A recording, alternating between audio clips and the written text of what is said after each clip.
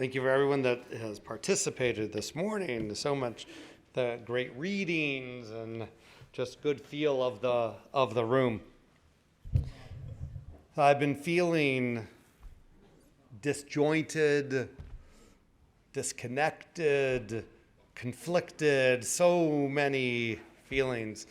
And it's kind of the opposite of what a psychiatrist called flow, right? Like the flow of just where things are just running smoothly. Flow is like a basketball player that says, like, the basket looked huge, right? Because the basket is the same size, but sometimes things just slow down, or a batter says the ball looked bigger and slower and just hits it out of the ballpark. Or flow in life is just where just things seem to click, right? I've been feeling the opposite of that. And maybe it's because the Yontif is so late. It's a lot. And also, we're disjointed with Israel because this is the end of the holiday for them. They get to celebrate what I think is the greatest holiday of all, Mamuna tomorrow, right? Barbecues and all of these things.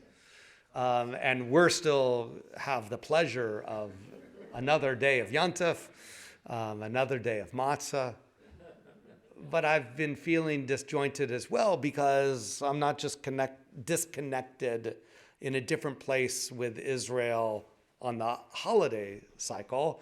I'm witnessing these protests on campuses of op-eds, of all across the board, so many different ways. It feels like the Jewish community is not a single unified community. We are communities in a negative way, that we are disparate in so many ways. And there's a lot of emotion and exhaustion that comes with that. And it's hard. It's hard. So all of these things layer on each other, and I feel that I am slightly dysregulated. I feel my emotions more, just in good ways and in not healthy ways, that it just all comes together. And I think that I'm not alone in that. So when I read the Haftarah this week, and I invite us to open to 13:11, it was so beautifully read by Rebecca this morning. There's a lot of emotions that are in the Haftarah. I always say that the Haftarah is the thing that comes after the Torah reading and before the candy. Right? There's this beautiful text that is there, and I loved that for a long time. I taught a weekly, not a Parsha Shavua, but it was the Haftarah of the week class. And so we would, each Wednesday morning, we would look at the Haftarah of that week, and really to see the richness of this text that a lot of us just kind of ignore, to be honest. But this week, the Haftarah really spoke to me because it has so many complicated emotions. So it comes from the book of 2 Samuel. So this is Samuel and Saul and David are the main characters here, right? David at the end of the book he's a character. This is Bathsheba's in here. This is like, he is not at his best self. I think what's amazing about the Haftarah is that it's tied to the Shirah, as was pointed out, but there's actually two Haftarot that are tied to the Shirah, right? We have the victory song, that's the Shirah, which was also read by Rebecca, right? So we have the song of victory and of joy. In the normal reading cycle, we tie that to Deborah's song of victory, is the Haftarah. But here, same Torah reading, but a different Haftarah. This is David's kind of song of victory. So interesting, two different Haftarot for the same Torah reading, but all three, I think, are in dialogue with each other. I won't go down that path, but just want to mark that for a different cause of study. So what are the complicated relationships or emotions that are in the Haftarah? And I want this to be a discussion of what are you feeling any of these same emotions? Because it prompted me to, or I would say, in a modern word, it triggered me to be thinking about a lot of the things that I'm feeling about the Jewish world today. So David addressed the words of the song. I'm again at 13:11. It's 2 Samuel chapter 22. David addressed the words of the song to the Lord after the Lord had saved him from the hands of all of his enemies, from the hands of Saul. And he said, so it's interesting there, right? Saul is one of the enemies. It says there, right? So there's inter-Israelite, inter-Jewish frictions going on here. Sound familiar to anyone? Friction is a generous term for it. Yeah, right. It was, say more, Michael, right? It wasn't just friction, it was combat. Right? It was actual combat. That the Jewish world was at war with each other. And that feels like it. I mean, we're stopped at friction. But I heard that there was, on one of the campuses yesterday, they had set up barriers between the pro-Israel and pro-Palestinians, and that they got into at least a fist fight with each other, right? If not more. So, O Lord, my crag, my fastness, my deliverer, O God, the rock wherein I take shelter. This image, this metaphor of Tsur is over and over in this Haftarah of the rock, and I think that it's a powerful image of God. The rock is steadfast. God is steadfast like a rock or a boulder or something that doesn't change quickly. Of course, we know from geomorphology, is that a word? So, but of that the earth changes over time, but that the rock is steadfast, and that is like God for us is the metaphor. O God, the rock wherein I take shelter, my shield, my mighty champion, my fortress and refuge, my Savior, you who rescued me from violence. All praise I called on the Lord, and I was delivered from my enemies. For the breakers of death encompassed me. The torrents of Belial terrified me. The snare of Sheol encircled me. The coils of death engulfed me.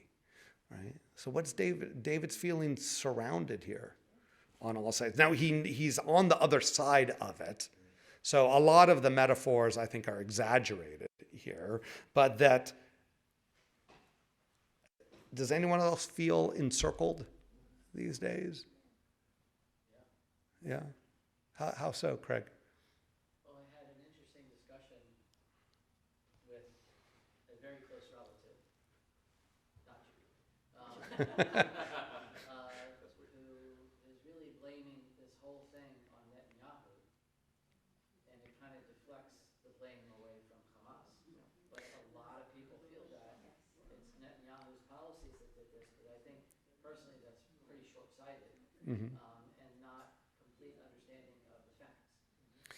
So Which is a big deal in terms of understanding what the real facts are around here. Yeah, and I'll try to capture people's comments because I recognize that there are people at home, so I'm just trying to, but also I apologize to people at home that it won't capture the full conversation.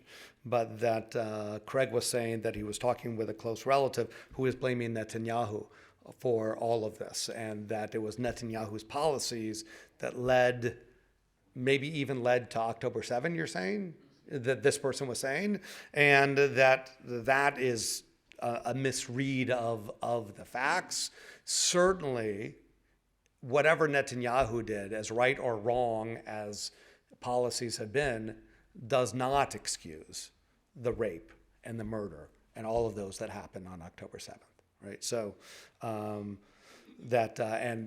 Craig was saying that it's short-sighted. So being encircled by people that have really different ideas that feel, maybe at least I'm adding this, disconnected from reality, disconnected. David.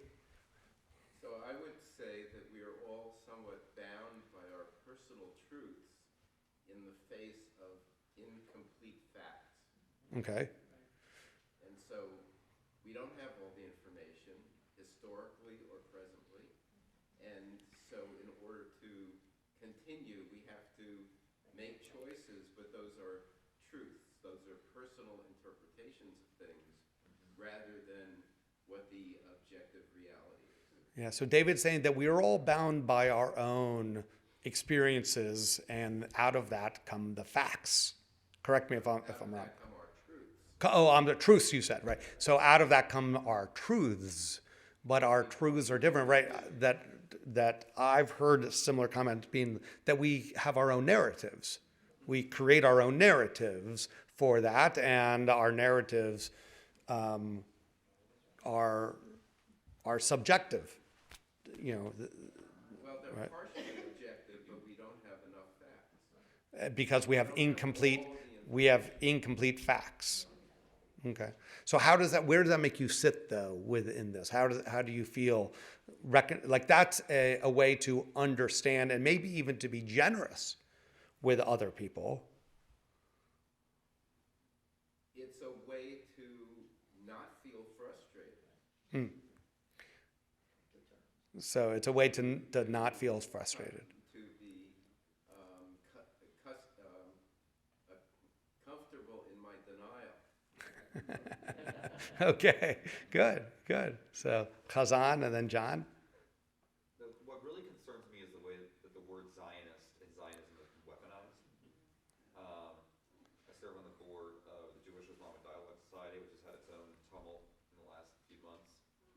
And one of the board members said to me in an email something like, you have to explain to people why Zionism isn't evil or racist. And I said back, like, that's horrible. Like, I don't have to explain that at all. Like, that's a view that's bound up in ignorance. That would be like you having to explain to people why you're not a terrorist.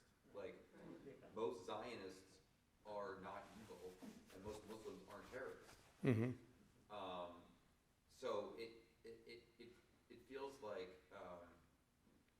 I feel surrounded by that particular piece of what's going on. I totally agree with what David said about the incomplete facts, historically and most acutely presently with the numbers coming out of Gaza and who's controlling the numbers, how they quote the numbers and all this other stuff.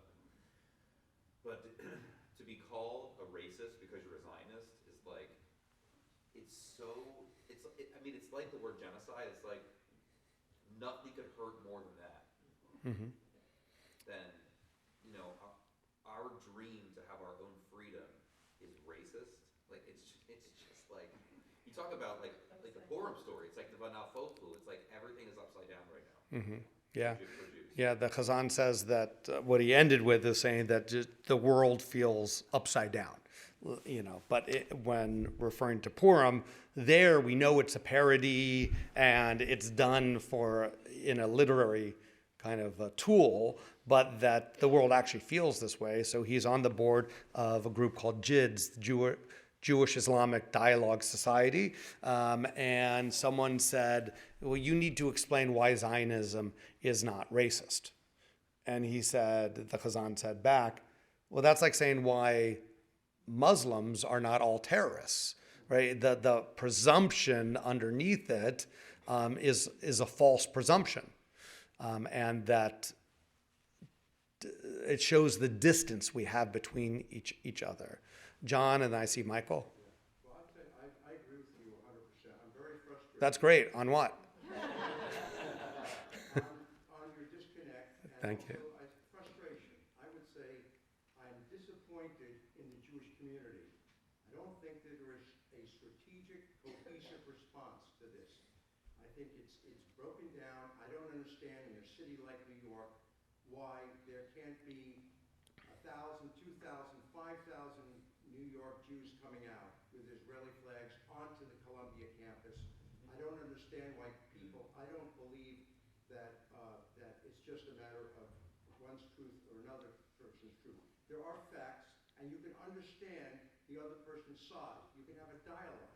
Why don't the schools, if you know that Dartmouth is one of the few schools that created a dialogue between the groups.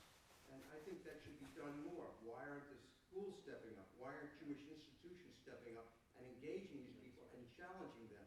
I read a study that, and I'll finish with that, that when they tested these kids, they gave them a study or a survey, these kids protesting, 1 in 10 thought that Yasser Arafat was a past president of Israel. Oh. And they obviously didn't know what the sea was and the river was. Yeah. So it was the Euphrates. They are really, for the most part, ignorant. Yeah. And I just am frustrated. So John is saying that his frustration is that, especially in a place like New York where there's tons of Jews, right? Why doesn't the Jewish community come out stronger, just as pro-Jewish, pro-Israel, not of a policy, but of just coming out and being proud of being Jewish? And then he said that in hearing a survey, that a lot of the protesters on the campuses are ignorant of exactly what the facts are. There was a piece that the Chazan shared on Facebook, and many other has been going around. I forget who the author was. Local, yeah. Levine or Levin. I'm sorry for all you Levites out there, but that it was an interesting kind of open letter to the students, just talking about, we understand your desire to protest, how intoxicating I think the word was that he used, how important it is to stand up, and then he goes on in a lengthy way to say, but you are standing up for things like Iran.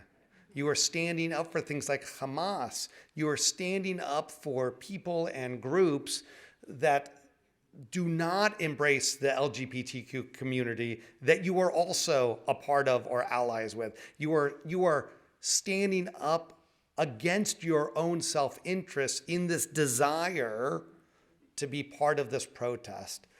Others have talked about I'm thinking of something that I read from Erica Brown about this tension right now between universalism, which has been such an important part of Judaism, like such an important part of Tikkun Olam. It has been over decades, I think, an error that we've made, where Tikkun Olam became the highest value to go help humanity.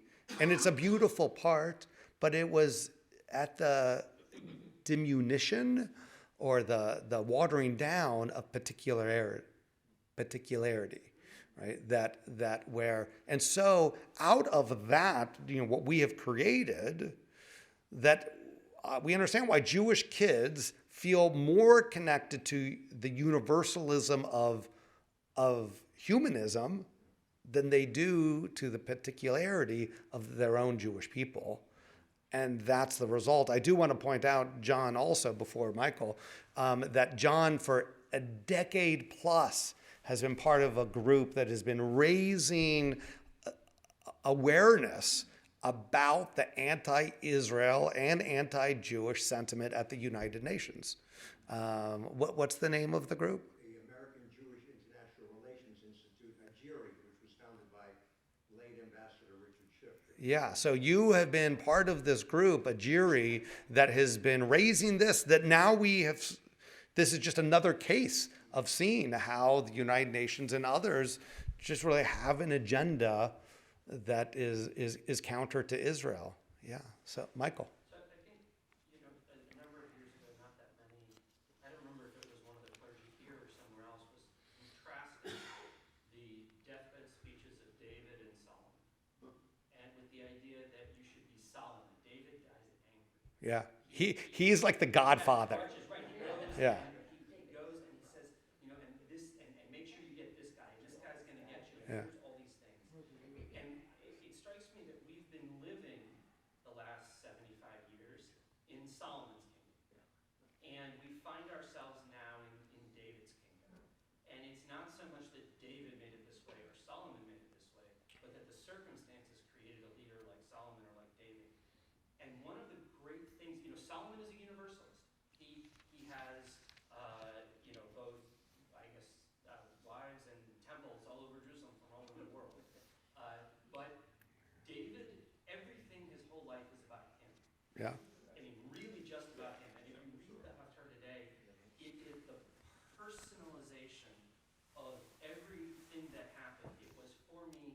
God did this for me personally. If you read some of the other Psalms, some of the ones we read typically Saturday night, where save me from the nations whose mouths basically who swear falsely, who don't really stand by you when they're supposed to. It's all completely personal. And Well, and personal, maybe even a little narcissistic.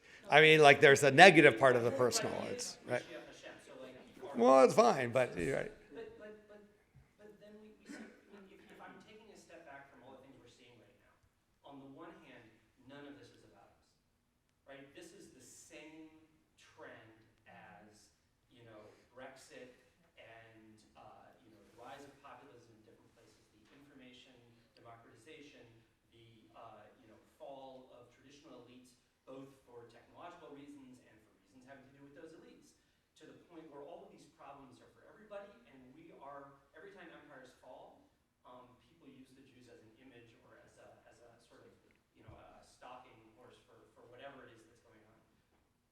But this is a reminder to me that we don't have to acknowledge or play that role, and that for us, we're still the main character. Mm-hmm. And so all this stuff that's going on elsewhere, we just do what David did, right? It's that focus, that very specific focus, that particularism.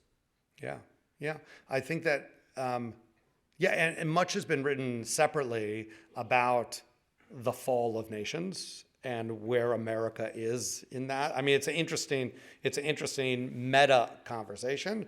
I believe America is, well, we'll see in the next election, but I believe in America and our ideals, and I believe in Israel and its ideals. So we both have elections coming up. So Matt, Craig, and then I want to get back to the text as we wrap up.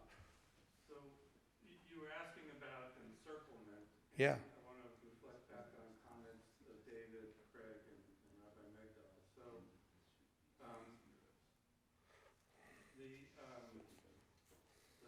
the hardening of the heart, one explanation is it comes from repeating the same thing over and over again. Right. It's so used to doing the wrong thing that it's hard to do the right thing. Yeah, normalizing. And that comes about in part through our personal subjective truth. The world is complicated, and we find ways that explain the world to ourselves, which help us make it through the day, and sometimes it causes us to have blinders. And sometimes, and here I'll come to Craig's comment, I have family members frustrated that while they understood in this current context the role of Hamas thrusting this upon us, that they were finding it difficult to find space in the Jewish community to express acknowledgement for the horrible things that have happened to innocent civilians in Gaza. This is contrary to you, where you repeatedly emphasize this.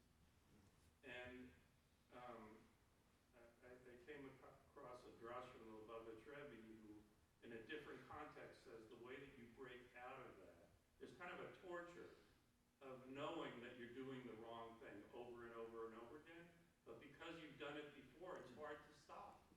How Right. do you acknowledge to yourself and to others, I've done something wrong? And his response, and again in a different context, is you have to have compassion for yourself. You have to be able to acknowledge, I have the ability to change, and you have to have love both for yourself and for others, and compassion for others, and that's how you get out of this circle. Yeah. Sometimes, Rabbi Zach says, the evil is so bad you can't do that, or it doesn't get you anywhere.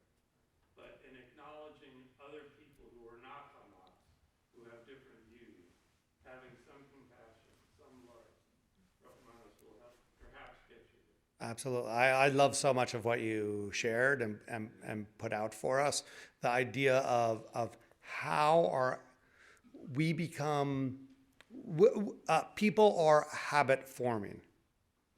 And so we create habits. It becomes normalized to do whatever it is. To pick your nails. To have inappropriate relationships.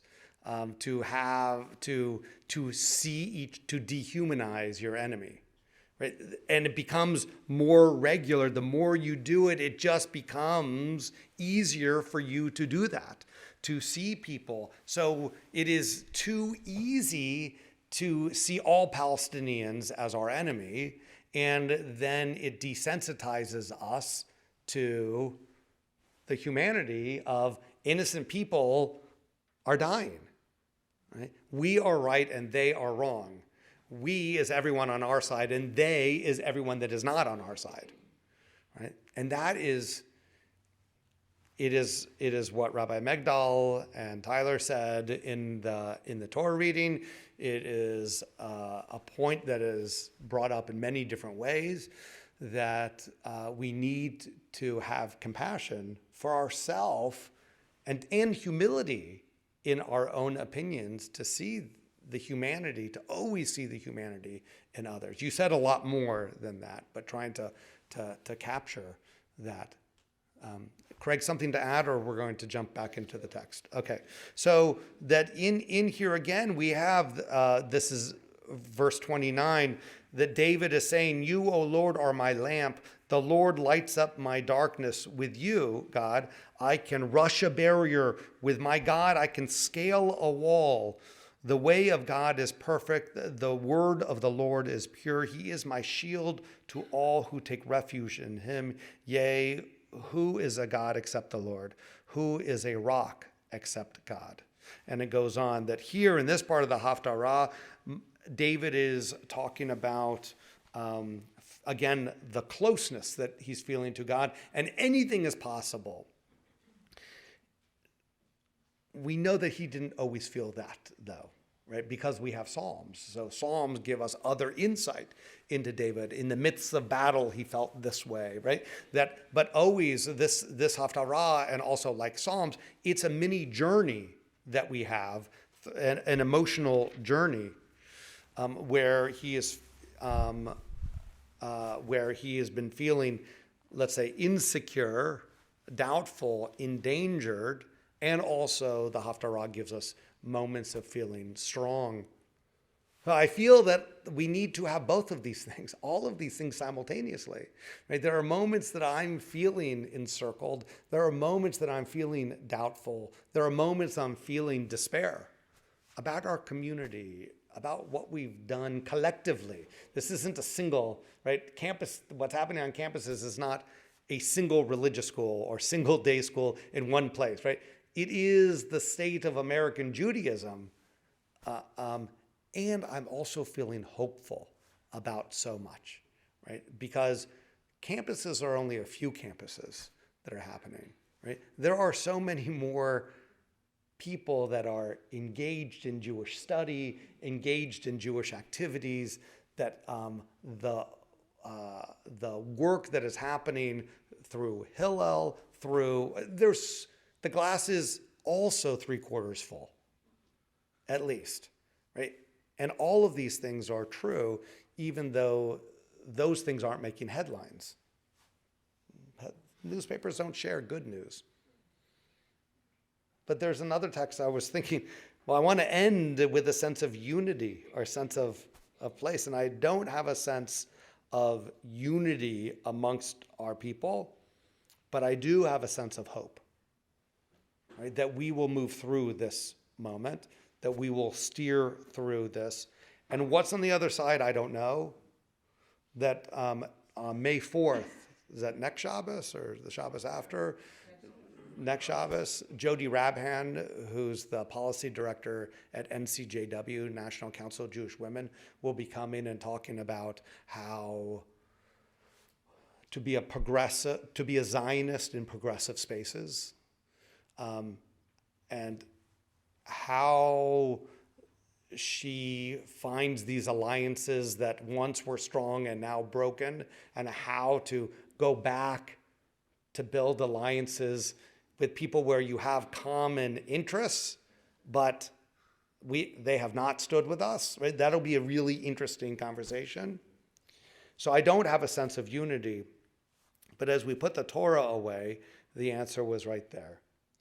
Adonai oz le'amo yitain Adonai yivorech et amo v'shalom. Right?